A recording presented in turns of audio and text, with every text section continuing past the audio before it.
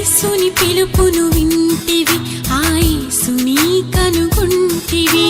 ఓర్పు ఓదార్పులతోనే నీ జీవితాన్ని సాగించితివి. యేసుని పిలుపును